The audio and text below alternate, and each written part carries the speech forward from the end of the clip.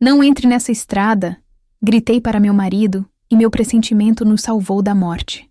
Meu nome é Marcela, tenho 32 anos e sempre fui o tipo de pessoa que ri de quem acredita em sexto sentido. Professora de História há 8 anos, acostumada a lidar apenas com fatos concretos, datas precisas e evidências documentadas. Nunca dei ouvidos a superstições ou intuições inexplicáveis. Até aquele domingo de março.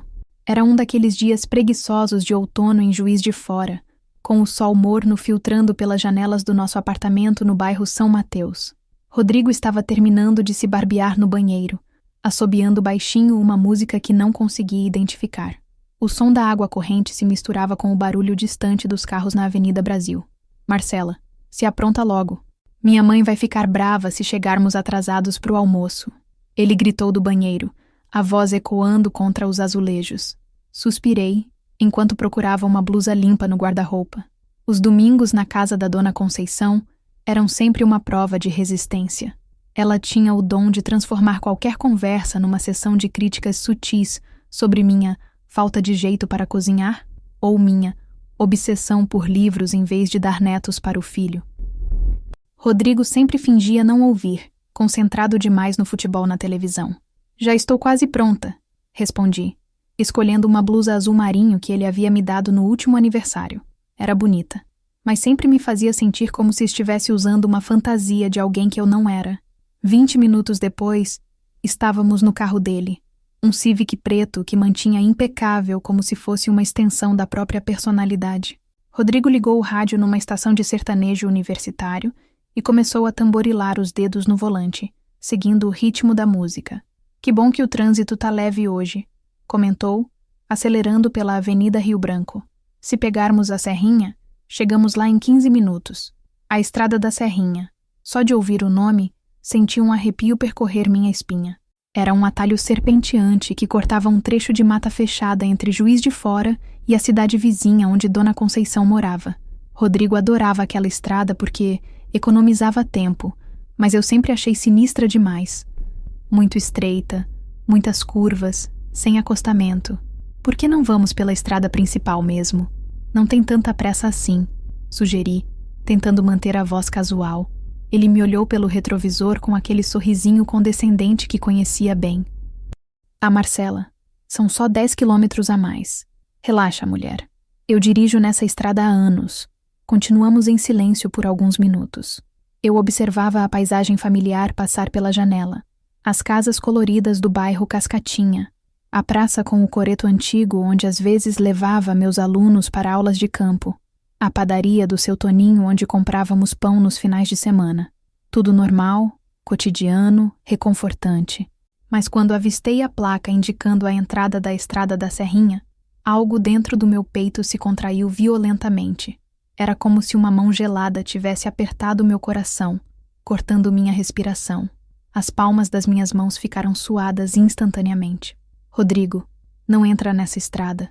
As palavras saíram da minha boca antes que eu pudesse pensar. Minha própria voz soou estranha, rouca, desesperada. Ele diminuiu a velocidade, franzindo as sobrancelhas. O como assim? Por quê? Eu não sei. Só não entra-se, por favor. Senti lágrimas queimando nos meus olhos, sem entender de onde vinham. Alguma coisa não está certa. Rodrigo parou o carro no acostamento, bem na entrada da estrada. Desligou o motor e se virou para me encarar. Seus olhos castanhos estavam cheios de preocupação, mas também havia algo mais ali. Irritação, impaciência. Marcela, você está bem?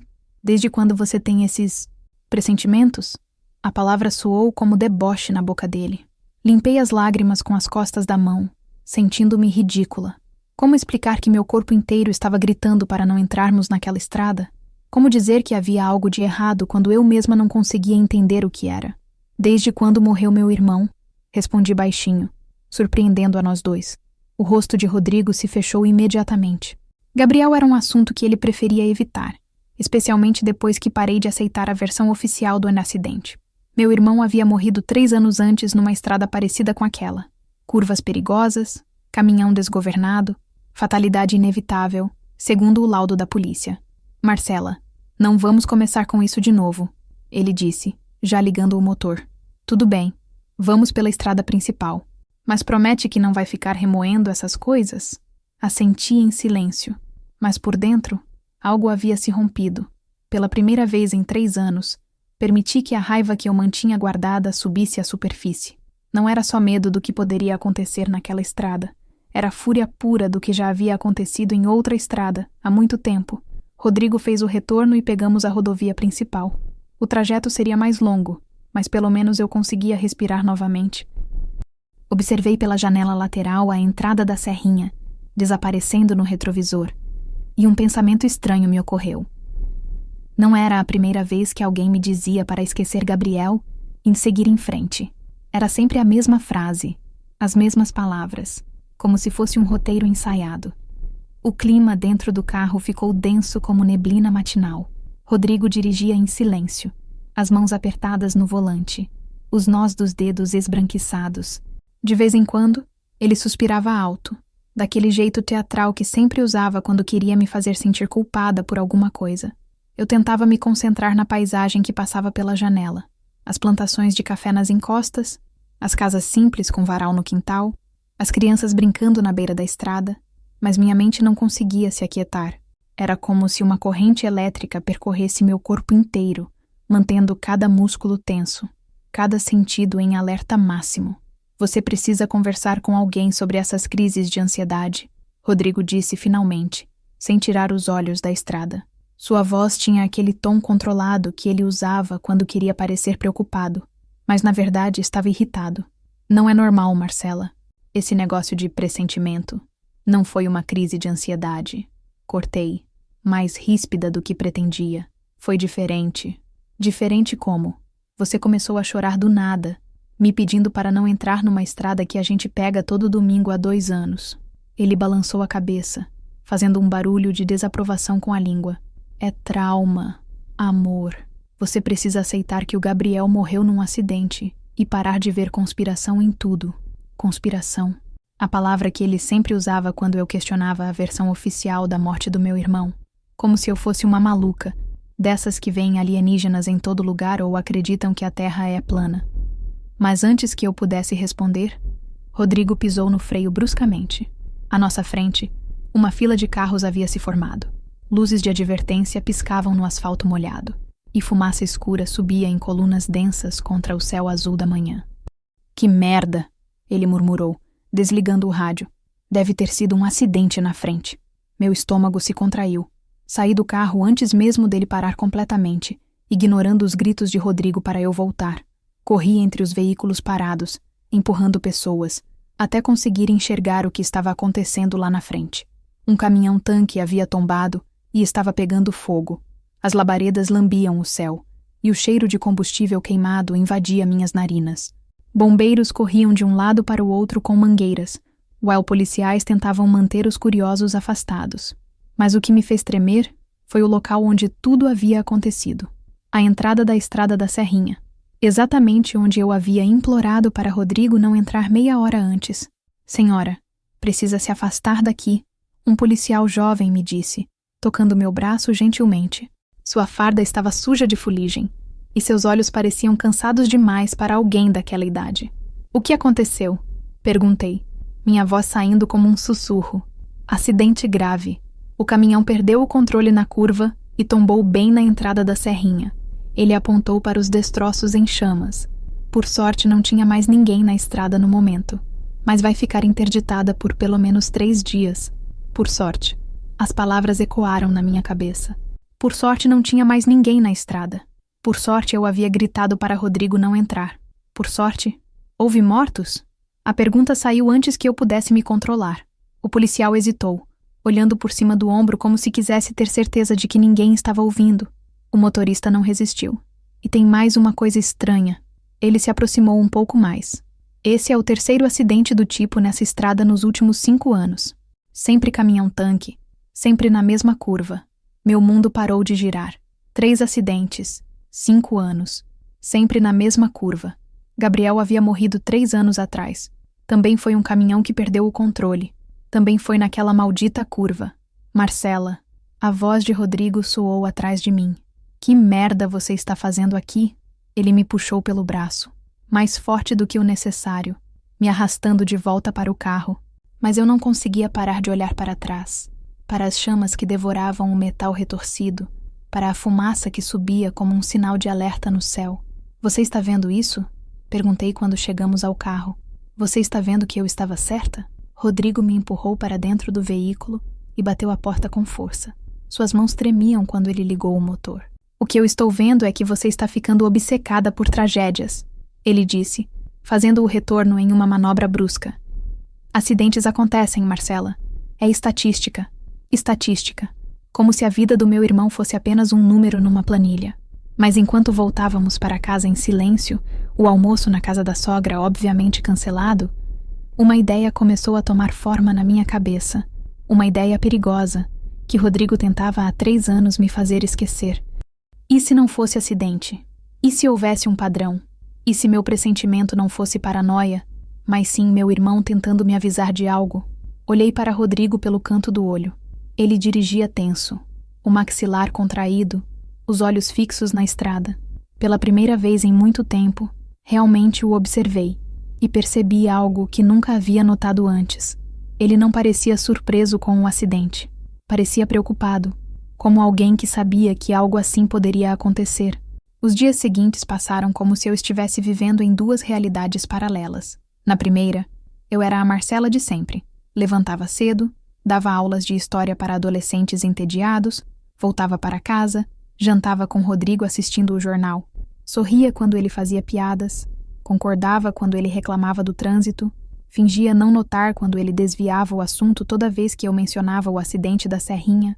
Na segunda realidade, a que só existia quando ele não estava por perto, eu me transformava numa versão de mim mesma que nem sabia que existia. Uma mulher obcecada, meticulosa, determinada a encontrar respostas que talvez ninguém quisesse que eu encontrasse. Tudo começou na quarta-feira à noite. Rodrigo tinha saído para tomar cerveja com os colegas da construtora, como fazia toda semana. Assim que ouvi o barulho do carro se afastando, liguei o computador e comecei a pesquisar. Acidentes. Estrada da Serrinha. No Google, me trouxe apenas notícias superficiais. 3 ocorrências nos últimos 5 anos. Todas envolvendo caminhões-tanque. Todas na mesma curva traiçoeira. Os jornais locais tratavam cada caso como fatalidade isolada. Motorista perde controle em curva perigosa. Pista molhada causa acidente fatal. Mais uma vítima da Serrinha. Mas eu sou professora de história. Sei que os fatos mais importantes raramente estão nas manchetes. Estão nas entrelinhas, nos detalhes que passam despercebidos, nos padrões que só se revelam quando você conecta pontos que parecem não ter relação. Fiz uma planilha no Excel. Data de cada acidente, horário, condições climáticas, empresa dona do caminhão, tipo de carga transportada, destino da viagem. Quando terminei, às 3 da manhã, um padrão havia emergido tão claro quanto uma fotografia revelada no laboratório. Todos os caminhões transportavam combustível. Todos tinham como destino o mesmo posto de gasolina na cidade vizinha. E todos os acidentes aconteceram numa janela de tempo muito específica, entre 10 da manhã e meio-dia de domingo. O domingo.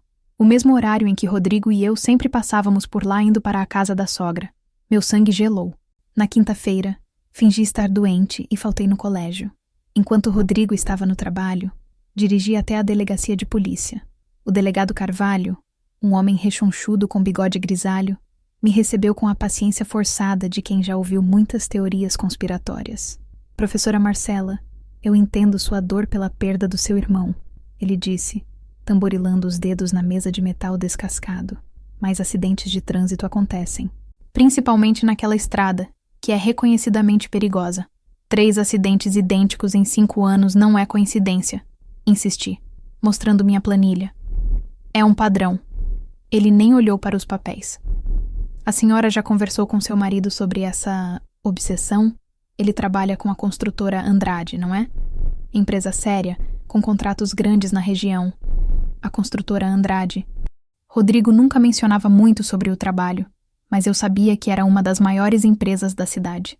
Contratos de infraestrutura, obras públicas, aquele tipo de negócio que move muito dinheiro e envolve muita gente poderosa. O que isso tem a ver com os acidentes? Perguntei. O delegado se recostou na cadeira, me estudando com olhos pequenos e calculistas. Nada, professora. Só acho que a senhora deveria focar na sua família e deixar o trabalho policial para os policiais. Saí da delegacia com mais perguntas do que respostas. Mas uma coisa havia ficado clara. Eu estava mexendo em algo que incomodava pessoas importantes. À tarde, fui até o arquivo do jornal local. A bibliotecária, Dona Neuza, me conhecia desde criança e me deixou consultar as edições antigas. Procurei matérias sobre a construtora Andrade, sobre contratos públicos, sobre qualquer coisa que pudesse me dar uma pista. Foi aí que encontrei uma pequena nota, perdida na seção de economia de 2 anos atrás. Construtora Andrade vence licitação para reforma de posto de combustíveis na rodovia. O mesmo posto que era destino de todos os caminhões acidentados. Meu coração disparou. Peguei meu celular e liguei para minha prima Jéssica, que trabalha na prefeitura no setor de licitações. Jé, preciso de uma informação. Você consegue verificar se houve alguma irregularidade nas licitações da construtora Andrade nos últimos anos? Houve uma pausa longa na linha. Marcela, por que você quer saber disso? É complicado. Pode me ajudar ou não? Posso, mas off the record, né? Essa empresa tem muito peso político na cidade. 2 horas depois, Jéssica me ligou de volta. Sua voz estava tensa, quase sussurrando. Prima, você não ouviu isso de mim, tá bom? Mas nos últimos 3 anos, a Andrade venceu 15 licitações na região, todas com propostas misteriosamente iguais às dos concorrentes, só que 1 centavo mais barato. Como assim? Como se alguém tivesse acesso às propostas dos outros empresários antes das aberturas dos envelopes. Mas nunca conseguimos provar nada. Os contratos sempre eram assinados rapidinho, sem muita fiscalização. Desliguei o telefone com as mãos tremendo. Licitações fraudulentas, contratos superfaturados, dinheiro desviado. E no meio de tudo isso, caminhões-tanque que misteriosamente perdiam o controle sempre no mesmo lugar, sempre no mesmo horário. Quando Rodrigo chegou em casa naquela noite, estava eu na cozinha preparando o jantar como se nada tivesse acontecido. Ele me beijou na testa, perguntou como tinha sido meu dia, reclamou do calor. Mas quando olhei para ele, realmente olhei. Vi um estranho, um homem que há 8 anos dividia a cama comigo, mas de quem eu não conhecia nada além da superfície. Como foi o trabalho hoje? Perguntei, servindo o estrogonofe no prato dele. Normal, reunião com os clientes, papelada, você sabe como é. Que tipo de papelada? Ele parou com o garfo no ar, me olhando com estranheza. E por que a curiosidade repentina? Curiosidade de esposa. 8 anos de casada e ainda não sei direito o que você faz no trabalho. Rodrigo riu, mas o som saiu forçado. Você nunca se interessou antes. Talvez seja a hora de eu me interessar mais. Naquela noite, fingindo dormir, escutei Rodrigo sussurrando ao telefone na sala. Não conseguia entender todas as palavras, mas captei o suficiente. Não, ela não sabe de nada. Só umas paranoias por causa do irmão. Eu controlo a situação. A situação. Eu era uma situação a ser controlada. Na sexta-feira, acordei com uma clareza mental que não sentia há anos. Era como se uma névoa densa tivesse se dissipado da minha mente, revelando uma paisagem que sempre esteve ali, mas que eu me recusava a enxergar. Rodrigo dormia ao meu lado, o rosto relaxado e inocente na luz fraca do amanhecer. Observei suas feições familiares, a pequena cicatriz no queixo de quando caiu da bicicleta aos 10 anos, as rugas prematuras ao redor dos olhos que sempre atribuía ao estresse do trabalho. Quantos segredos aquele rosto guardava? Levantei em silêncio e fui para a cozinha. Enquanto preparava o café, minha mente organizava os fatos como peças de um quebra-cabeças macabro. 3 anos atrás, Gabriel descobriu algo que não deveria ter descoberto. Ele era contador numa empresa de transporte de combustíveis. Sempre foi meticuloso, desconfiado, do tipo que conferia cada vírgula nos relatórios financeiros. Na semana antes de morrer, ele tinha me ligado agitado, falando sobre irregularidades nos contratos e dinheiro que não batia. Disse que ia entregar tudo para a Receita Federal. 2 dias depois, estava morto numa curva da Serrinha. E eu, idiota, acreditei que tinha sido acidente. Bom dia, amor. A voz de Rodrigo me fez pular. Ele estava encostado no batente da porta, só de cueca, esfregando os olhos. Você acordou cedo hoje. Não consegui dormir direito. Menti, servindo café para nós 2. Ainda estou pensando no acidente de domingo. Rodrigo se sentou à mesa, pegou o açucareiro e mexeu o café devagar, como fazia todas as manhãs há 8 anos. Gestos automáticos, cotidianos, que agora me pareciam representações teatrais. E Marcela, você precisa parar com isso. Não faz bem para você ficar remoendo tragédia. Que nem você me disse para parar de pensar na morte do Gabriel. Ele parou de mexer o café. Seus olhos se fixaram nos meus. E por um instante, vi algo que nunca havia visto antes. Medo. É diferente. É mesmo? Sentei-me à sua frente, as mãos cruzadas sobre a mesa. Ao Rodrigo, há quanto tempo você sabe que os acidentes na Serrinha não são acidentais? A xícara tremeu ligeiramente na mão dele. Do que você está falando? 3 acidentes idênticos em 5 anos. Todos no mesmo local, todos no mesmo horário. Todas as vítimas transportando combustível para o mesmo posto. Um posto reformado pela construtora onde você trabalha. Minha voz saiu calma, professoral, como quando explicava a Revolução Francesa para meus alunos. E você sempre insistia para pegarmos aquela estrada no domingo de manhã, sempre no horário exato dos acidentes. Rodrigo se levantou bruscamente, derrubando a cadeira. Você está louca? Está vendo conspiração onde não existe? Estou? Peguei meu celular e mostrei a ele uma foto que havia tirado no arquivo do jornal. Licitação vencida pela Andrade para a reforma do posto, 2 meses antes do primeiro acidente. Você era o engenheiro responsável pela obra. Ele ficou pálido, mas ainda tentou manter a fachada. E daí? É meu trabalho. Gabriel descobriu, não foi? As palavras saíram como lâminas afiadas. Ele descobriu o esquema. Licitações fraudulentas, dinheiro desviado, e você foi encarregado de calar ele. Marcela, pelo amor de Deus, você matou meu irmão. O grito saiu do fundo da minha alma, carregando 3 anos de dor reprimida, de suspeitas silenciadas, de luto mal resolvido. Rodrigo recuou como se tivesse levado um tapa. Eu não matei ninguém, ele disse, a voz trêmula. O Gabriel morreu num acidente. Acidente que você ajudou a planejar. Levantei, caminhando em direção a ele. Você sabia que ele ia passar por lá naquele horário. Sabia porque eu havia comentado que ele vinha me visitar no domingo. E você avisou seus cúmplices. Rodrigo encostou nas costas na parede, como um animal acuado. Pela primeira vez em 8 anos, eu estava vendo o homem de verdade por trás da máscara. Não era para ter dado errado daquele jeito. Ele sussurrou, os olhos cheios de lágrimas.